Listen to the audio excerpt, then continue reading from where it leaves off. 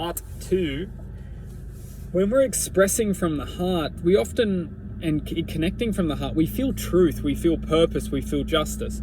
We can still feel truth in our minds, but our minds teach us to run away from it, because our minds don't want us harnessing truth. Because if we were harnessing truth and accepting truth, we would start to shift out of the mind's control and start to move into the awareness of the heart.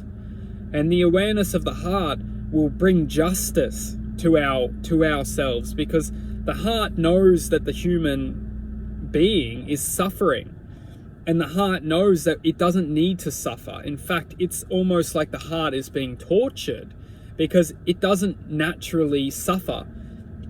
I'm talking about the essence of existence that is essentially coded from the heart, or it goes deep, and it's not, you don't need to ask a million questions, you just need to feel the truth.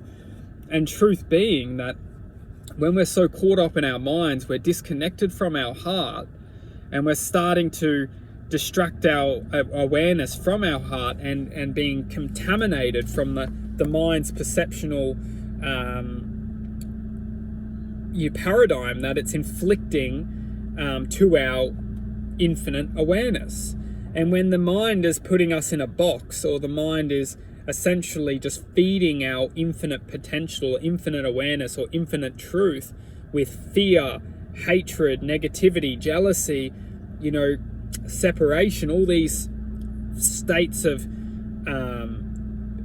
awareness, it's only limiting us from our heart's true potential. So the essence out of this being is that nothing's negative. We might be feeling heavy, dense states of being, and we might be lacking in compassion, positivity, joy, but this is the fight, and this is the essence of our existence. It's to be able to have a choice. And when we can choose and fight, we can understand that without choosing and without fighting, we wouldn't have been able to truly feel the gratitude, or truly feel a sense of deep purpose, because without the adjacent force, or without the opposing force, we wouldn't be able to feel gratitude. And it's very important just to express and to love life, for what it is, and for the truth being that we just don't know, what is this, what is this reality, and because what we're taught is delusional, and it might have some sense of purpose, but it also has a lot of distraction, and we're often we might be fed some truth, but we're often also kept in a cage. So we might have a little bit of truth towards what's going on here, or where we've come from, but we're in a cage because the mind is out for us. It's out for our heart's aura. So there's a lot of questions to ask. One truth being is that there is no negative. There's definitely dense frequencies, and these dense frequencies might express these hatred, dark, evil senses of frequency, of whatever you want to call it, frequency, emotion, thought, perception. It's just a paradigm of energy, really. It's that can